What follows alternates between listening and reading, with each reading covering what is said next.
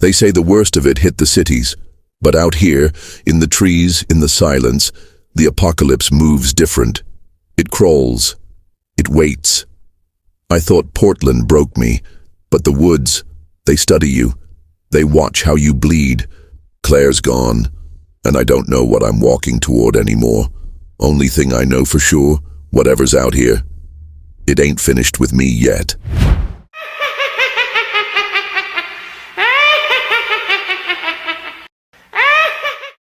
We moved east, following logging trails and washed-out service roads. By we, I mean me. And the silence that came after Claire disappeared. The trees here weren't the same as before. Taller, older, like they remembered things, bad things. Moss hung off them like the forest's skin was rotting, and the wind, it never blew in one direction. It circled, whispered, like it had a mouth. I hadn't eaten in 2 days. Water was running low. But every time I thought about stopping, I heard that sound. Not zombies, not animals. The hollow wind. It made the hairs on my neck rise like it was speaking straight into my spine. I found an old ranger station around mid-afternoon, tucked behind a wall of pine and fog. The sign was half buried under leaves. Timberline outpost, U.S. Forest Service. Doors busted, windows shattered. But inside was dry, warm enough. I stacked furniture against the entrance and lit a fire in a rusted metal barrel. The crackling helped drown out the growling in my stomach. There were maps still pinned to the walls, faded outlines of trails and old evacuation routes. Most were torn. One had a red marker circling a location labeled Glory Ridge. Underneath it, someone scrawled, "Shelter or slaughter." That didn't make me feel better. I passed out sometime after midnight, woke up to footsteps on the roof. Not heavy like a human. Not sloppy like a zombie. Something paced back and forth. Though I didn't move, didn't breathe, just gripped the shotgun and stared at the ceiling like I could see through it. Then, nothing, not a crunch, not a groan, just silence again. When I finally worked up the nerve to peek outside, the sky was starting to blue with morning. And at the edge of the trees was a figure, human silhouette, still as stone. It didn't move when I called out. Didn't respond, just watched. I blinked, it was gone. I kept moving. Through switchbacks and over fallen trees, the air got thinner. My breath came out in thick clouds, even though it wasn't cold enough for it. Every now and then I found remnants of hikers. Torn boots, empty water bottles. A torn shirt caught in a branch, soaked in something too dark to be mud. The deeper I went, the stranger things felt. Not just fear, wrongness. The birds didn't sing. The insects didn't hum. Even the zombies were gone. Near the top of a ridge, I found a collapsed lookout tower. It had been burned from the inside. Glass melted, metal warped. And in the ashes I found a body. Still warm, he wore a firefighter's coat. Helmet beside him, axe broken. A journal half-scorched in his lap. I flipped through it, skipping the charred pages. One entry caught my eye. They don't turn the way others do. Not up here, they hum. Like they remember music. I thought it was hallucination. Until the trees started humming back. I dropped the book, and that's when I heard it. Faint, distant, almost beautiful. A low, haunting hum. Coming from the trees. I ran, didn't think, didn't look. Just sprinted downhill until my legs buckled. I fell, rolled, smashed my shoulder against a rock and kept crawling. Only when I hit a shallow stream did I stop, covered in mud and pine needles, shaking. Gasping, that's when I saw them. Across the water, 6 of them. Zombies, but not. Their skin was pale, stretched. Their eyes white as milk. And their mouths moved slowly, rhythmically. They were humming, no lips. No lungs, but still humming. And as one of them stepped into the water, I swear I heard it say, "Nick." I didn't move, couldn't. Not when one of those humming freaks said my name. Its voice wasn't like a voice at all. More like a memory echoing from inside my own skull. Not loud, not whispered, just there. The others stared at me too, but not like they wanted to eat me. No, this was different. They were waiting, like I was late for something. I slowly backed into the trees, using the stream as a barrier. My shotgun was shaking in my hands, not from fear, but from something worse, recognition. I'd seen one of those things before, in Portland, back when we thought they were just sick. But this wasn't sickness, this was design. And it took me hours to loop around them. They never chased. Just kept humming. Walking in strange circles like they were tracing something I couldn't see.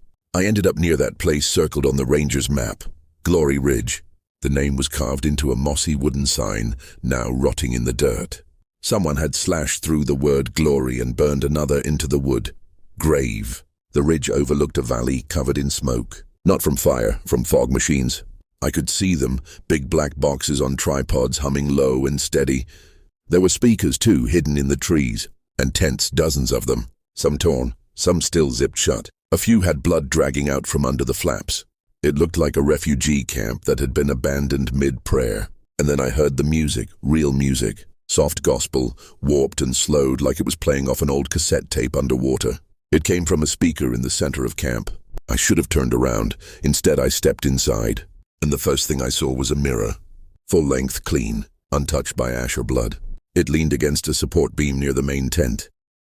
I stared into it, and I wasn't alone in the reflection. Claire stood beside me. Her lips were sewn shut. Her eyes dripped black. When I turned to look beside me, no one. But in the mirror, she mouthed something. It looked like behind I spun nothing. But when I turned back, the mirror was cracked, and so was my mind. That's when I saw the survivors. 4 of them, seated in a circle around a burned-out fire pit. All of them were still, too still, eyes open, pupils dilated, breathing barely. Their arms had been painted with black rings all the way up to their shoulders. I called out, no one moved. I approached slowly. One had a notepad clutched in his hand. Written over and over in smeared ink, "He walks without shadow." Then beneath it, scrawled in red marker, "We told him Nick was coming." I stumbled back from the circle, heartbeat pounding like it wanted out of my chest. And that's when the gospel music stopped. Not faded, not skipped. Just gone, replaced by breathing. All around me, deep, wet, starving. I ran. Not back the way I came. I don't even think I knew which way that was anymore. I ducked between tents past melting candles and hollow stairs. I was halfway up the slope when I heard that damn hum again. But this time it was everywhere. Coming from the dirt, from the trees, from inside me. I hit the tree line and collapsed, gripping my chest, dry heaving. And then I saw her, Claire, or something that looked like her, standing at the ridge, hair matted, face pale. She didn't speak, just tilted her head like she wanted me to remember something. Then she raised her hand and pointed behind me. I turned just in time to see a shadow rise from the ground. No face, no shape, just dark. It didn't lunge. It didn't scream. It just stepped toward me. And in that moment, I didn't feel scared. I felt known. I don't remember running. Just dirt under my nails, blood in my mouth, and pain screaming up my leg like I'd been struck by lightning. My next clear memory is collapsing inside a hollowed-out delivery truck somewhere off the trail, halfway up a gravel logging path. I laid there for hours, maybe longer, shaking, crying. Not from fear, I was past that. I cried because I knew something followed me from Glory Ridge. Not physically, mentally, spiritually. Whatever the hell ally, the hum was still in my chest. Low constant, familiar now. Eventually, the world outside the truck shifted from black to blue. Morning. The only reason I moved was because my leg had started to throb. I looked down and saw blood soaked through my jeans.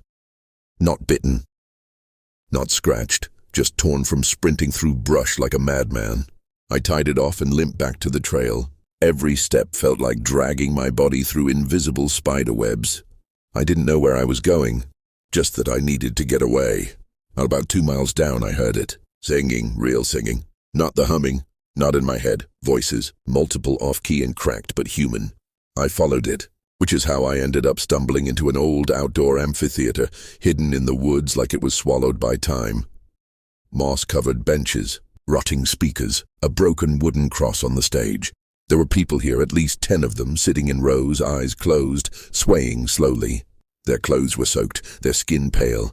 At the center stood a tall man with long black hair and a tattered choir robe. He sang alone now, soft. Each lyric sounded like a question he didn't want answered. I was about to back away when one of them opened her eyes and looked right at me. The tall man stopped singing. The rest didn't move, not even to breathe. "You shouldn't be here," he said, voice deep but calm. "The forest already claimed you, Nick." I froze. "How do you know my name?" He smiled, and it wasn't cruel. It was almost sad. "We've all known your name. You were in the hum long before the outbreak." That's when I saw the symbol on his robe. A spiral, drawn with ash and blood. I'd seen it before, back in Portland. on the alley wall behind the clinic where the first infection broke containment. "You part of this?" I asked, raising the shotgun halfway. He didn't flinch. "I'm just a vessel." "We all are now," he gestured to the others. "We don't fight the song, we become it." That's when one of them, a woman with a scar across her scalp, began to sway harder. Her mouth opened, and the hum came out. Louder than ever, it filled the space like fog. One by one, they joined in. 10 voices, one note, constant rising. The air buzzed, my skin crawled. And behind them, from the trees, more figures stepped forward. The pale ones, the hummers. But they didn't attack. They stood beside the choir, unblinking, unified. I backed away, tripping over a root. The humming was starting to splinter my thoughts. I felt my hands twitch, my pulse stutter. Then the man on stage whispered, "Don't run. Listen, you've always belonged." That's when I remembered Claire's face in the mirror back at the ranger station. Behind, I turned. Nothing. But in the second it took to look, the robed man had stepped off the stage and was standing directly in front of me. He placed his palm on my forehead, and for a moment I remembered. Not my past, but someone else's. Blood fire, screaming a cage, a tower, a child humming to sleep in a lab, and the word Perseid. I screamed and swung the shotgun, knocking his hand away. Fired once into the dirt, the choir stopped. The hummers took one step forward, but I was already gone, limping into the woods, heart on fire, head pulsing with someone else's memories. The humming never followed me, but it never really left. My mind was splitting in half. Every time I blinked, I saw flashes, images I didn't recognize. A room full of tubes, a girl humming behind one-way glass, a screen showing names, including mine. It wasn't a dream, it felt like injection. Like whatever that man in the robe did back at the amphitheater. He turned the volume up inside my brain. And I couldn't shut it off. I spent the next day moving east. The map I'd found at the ranger station had one more marked location. Cougar Dam, a hydroelectric relic built before most of us were born. According to the note scribbled on the edge, it was supposed to be a military checkpoint before everything collapsed. If anyone was still broadcasting, still holding ground, it'd be there. I followed broken road signs and downed telephone poles through winding mountain roads. Deer bones lined the shoulders. A rusted semi blocked one tunnel completely. I had to climb over a jackknifed cab just to keep moving. But when I finally reached the dam, there was nothing. No soldiers, no checkpoints, no life, just smoke. Nah, the gates had been blown wide open. Concrete scarred black from a fire that had long since gone cold. Down in the dam's basin I found bodies, dozens of them, stacked, burned, unrecognizable. Most wore what was left of uniforms. Helmets melted into their skulls. And near the turbine station I saw spray paint on the wall. Perseid failed. We opened the wrong door, Perseid again. Same name from the vision. Same name that had been stamped on a clipboard I'd seen years ago during my time as a delivery guy in Corvallis. At the time, I thought it was just a pharmaceutical trial company. Now I wasn't sure they were even human. I walked the perimeter, keeping my shotgun low, stepping over spent casings and blood streaks. The place had been overrun, but by what I couldn't tell. Not regular infected, not just zombies. Some of the bodies had signs of asphyxiation, crushed ribs, burst eyes, like they'd screamed too long or seen something they couldn't process. And inside the turbine housing I found a mural, painted by hand, black, red, and white. It showed a tower burning, surrounded by ash-colored figures with mouths open and black smoke pouring from them like song. At the base of the mural were 3 words, "The children sing." That's when I heard it. Not a hum this time. A cry, real, raw human. I followed it into one of the supply sheds near the far side of the dam. I kicked open the door and swept inside. There, huddled in the corner, was a kid, maybe 12, dirty, shivering eyes wide and glassy. He didn't run when he saw me, just stared. I lowered the gun and spoke as softly as I could. "It's okay, I'm not one of them." He blinked, then pointed behind me. I turned just in time to see a man lurch from the shadows, skin pale, lips torn, humming loud and fast. Instinct took over. I fired. Twice. The thing dropped. But the hum didn't stop. The kid started humming too. I backed away. No, don't. He stopped. His breath shook. Then, in a whisper, he said if I sang, they wouldn't eat me. Who said that? The boy's hand trembled as he pointed back toward the mural. The conductor. I took him with me. I didn't want to, but something told me this kid had seen more than I ever would. He didn't talk after that, just clung to my jacket and walked behind me as we left the dam behind. Before we left, I looked back one last time. The turbines were silent, but I could feel them spinning, somewhere deeper, somewhere far beneath. We walked for miles that night. No fire, no sleep, just stars and static. The kid finally spoke as we reached the edge of the river. They said the ones who sing can't cross water. I looked at him. You believe that? He didn't answer. But when I turned to check our trail, I saw them. A row of pale figures standing silently at the edge of the tree line. Watching, humming, but they didn't follow. I used to love the quiet. That deep forest silence right before dawn. The kind that makes your skin hum, your breath feel like thunder. Now I hate it, because out here quiet means something's watching. And lately, it's always watching. The kid wouldn't say his name, wouldn't eat, barely blinked, but he kept pointing at my map. Same spot again and again. An old radio tower, near the edge of an abandoned ski resort in the Cascades. He said it still worked, said they talked through it sometimes. I didn't ask who they were, not yet. I just circled the tower and packed what little gear we had left. The hike took 2 days. We passed frozen deer carcasses, half buried in ice and clawed open like trash bags. One night we slept inside a hollow log near a creek. The kid hummed in his sleep, not the hum, not the infected kind, just something soft. Sad a lullaby maybe, but I couldn't tell if it was for me or the things he knew were coming. When we finally reached the tower, it stood crooked on a hill like some dying scarecrow. Rusted, warped, but still blinking red at the top. That meant power, and power meant hope. The control shack beneath it was barely standing. Inside, I found a ham radio setup duct taped to a makeshift battery array. The signal light was green, and there was a message, looping, crackled, garbled, but real. If you can hear this, keep moving. Atlanta is secure. I repeat, Atlanta is the haven. Perseid failed. Survivors regroup, route east. Avoid the song. It looped again and again, and the kid just stared at the mic. You gonna say something? I asked. He didn't move, then barely above a whisper. They're listening too.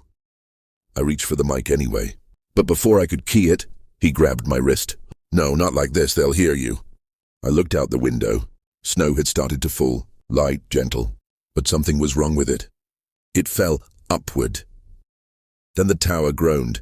The red light at the top blinked faster, and outside, across the ridge, I saw shadows moving. Not walking, gliding like fog given purpose. The kid backed into the corner and started humming again, that lullaby tune over and over. And the shadows stopped, mid-step, like they'd hit a wall. I reached down, keyed the mic, and whispered into it. If anyone's out there, this is Nick. I'm alive. I'm heading east. There's a kid with me. Something's wrong with him, or maybe something's right. If you get this, I think he's the reason I'm still breathing. I let go of the mic. The red light went solid, and the shadows scattered, like roaches when the lights come on. We left that night just after midnight. Packed quick, didn't look back. As we reached the tree line, the kid finally spoke. You shouldn't have said your name. I stopped. Why? He looked up at me. Because now it knows where to find you. The snow was wrong. It didn't melt. Didn't crunch beneath our boots. Didn't even make a sound when it landed. It just settled like dust. And it stuck. To the bark, to our clothes, to the kid's eyelashes. Black and dry, like the world was burning from the inside, and the ashes forgot how to fall properly. He told me to cover my face when it came down. Said it gets in your thoughts if you breathe it. I asked how he knew. He said because I hear it whisper when it touches my skin. I didn't ask again. We were deep into the Cascade Wilds by then. No more towns, no more road signs. Just fire-scarred trees and a map I was starting to think might have been drawn by ghosts. The terrain sloped into a valley wrapped in thick pine, and I noticed something strange. All the trees leaned inward, like they were bowing, not from wind, not from age, but towards something at the center. It made my teeth itch. The air smelled like copper and old incense, sickly sweet with rot hiding underneath. The kid pointed at the center of the grove and said, "This is where they fed it." Fed what? I didn't want the answer, but I followed him anyway. At the heart of the grove we found it, a stone altar, carved, stained, older than any map or man-made trail. It was buried under layers of snow and moss. Half the structure had crumbled, but the base remained, and etched into its sides were spirals, a tower, a line of faceless people holding hands beneath a bleeding sun. I'd seen that spiral before behind the clinic, on the robe of the humming man, at the damn Perseid. But this wasn't a lab. This wasn't scientific. This was spiritual. A damn shrine. I circled it, brushing away soot snow with my glove. The carvings were clearer now. There were numbers beneath them. Coordinates, dates. The kid dropped to his knees and began drawing the same spiral in the snow with his finger. Then he started humming, not the humming like the infected, softer, like a lullaby he didn't want to remember but couldn't forget. I shivered and turned, shotgun raised, that itch between my shoulder blades pulsing again, and there she was. A woman, maybe in her late 30s, standing at the tree line with a scoped rifle slung across her chest and a flare in her hand. She didn't raise it, didn't move, just said, "You found it." Her name was Juniper. She said she'd been tracking us since the tower, that she used to work for Perseid, not as a soldier, not as a scientist. As a translator for what, she didn't say. Not right away, just pointed at the altar and said, they weren't just testing a virus, they were trying to understand what it opens. She told us Perseid discovered multiple resonance anomalies around the country. Places like this where people went missing, where animals avoided, where compasses spun for no reason. They marked them, built stations nearby, sometimes underground, sometimes inside national parks. This was one of them. And beneath this altar, hidden under layers of stone, was a device she called a beacon. It didn't broadcast, it listened to the hum. She dropped her bag and sat down in the soot-covered snow like she'd done this 100 times. "You ever wonder why some of them don't die?" she asked. "Why they hum instead?" I nodded slowly. "It's not infection," she said. "It's invitation. They don't lose themselves. They give themselves." I asked who they were giving themselves to. Juniper pointed at the kid who hadn't stopped humming. "He's the reason they haven't found you yet." My chest tightened. "You mean they're following me?" "No," she said almost gently. "They're waiting. You spoke your name into the tower." The sound traveled. She pulled something from her coat, a flash drive sealed in plastic. "Take this to Atlanta. It has everything. Coordinates, logs, frequencies, evidence they can't ignore." I asked why she wouldn't come. Juniper just smiled. Not sad, not hopeful. I opened one of the doors once. "I don't get to go back." That night we camped at the edge of the grove. The snow kept falling upward. The trees creaked like they were breathing. Juniper stood guard while I tried to sleep. The kid curled into my coat, still silent, still awake. Just before dawn, Juniper woke me. No words, just a nod. She was leaving. "Wait," I called. "Where will you go?" She didn't turn. Just said, "Wherever they won't follow." Then vanished into the trees. The kid didn't speak the rest of the day, but when we left the grove, he whispered something so faint I barely caught it. "They'll sing tonight." We walked east all morning, no trails now. Just snow, trees, and the memory of Juniper's voice. The kid kept glancing back. I didn't ask why, I already knew. Something had followed us out of that grove. Something didn't need to breathe, or blink or chase. It just moved, quiet, patient, like rot in the walls. By midday we reached an old ranger station, barely a shell now. The roof was caved in, the front doors were gone. Icicles hung like claws from the eaves, and the air inside stank of mildew and wet wood. We took shelter in what used to be the radio room.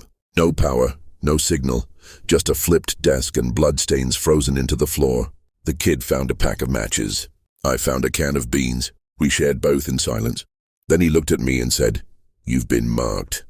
I didn't respond because I could feel it too, like something was writing my name behind my eyes.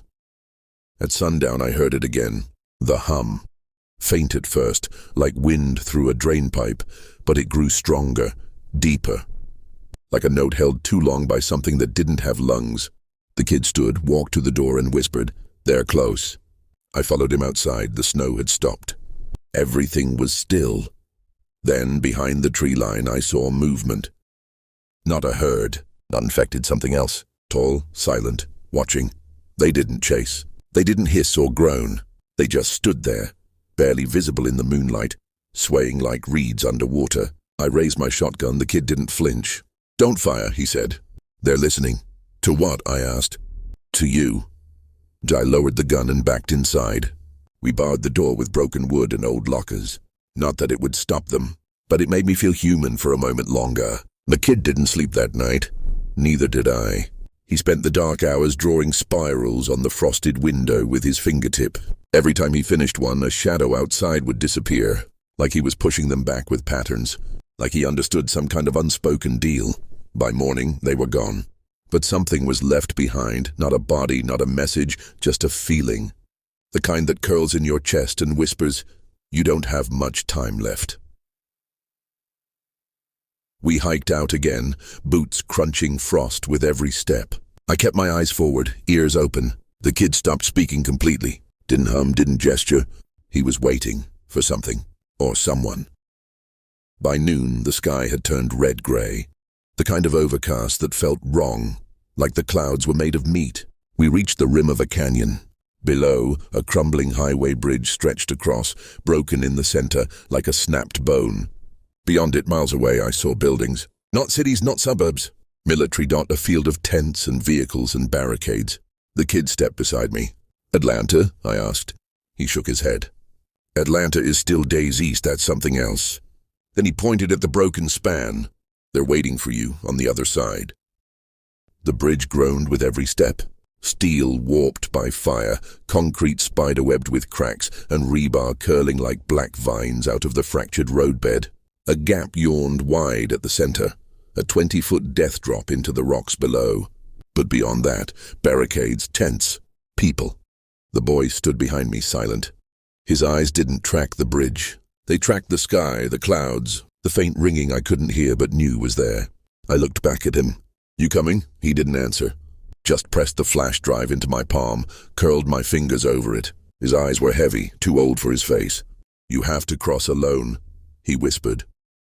The wind cut across the canyon like a blade. A flock of crows spiraled above the far ridge, then disappeared into the smoke-heavy horizon. I took one step, then another. Halfway across, I felt it again, that presence, the hum. But this time it wasn't distant. It wasn't in the trees or behind the snow. It was in me. My knees buckled. I dropped to the concrete, hands trembling. Visions flooded my skull. Flashes of Perseid bunkers, needles sinking into spines, red-eyed subjects behind glass, a black door with no handle and the boy, watching it open. And just beneath it all, a voice not made of sound. "You are the final seed. Speak and we bloom." I gritted my teeth and did not answer. When I looked up, the shadows had returned. Not zombies, not living. The other things. Dozens of them, lined along the opposite rim, just out of reach, watching, waiting. They didn't move, didn't breathe. But I knew, if I spoke the wrong words, if I said the name, the call, the song, they'd pour across like a flood. Oh, I crawled the last few feet to the gap.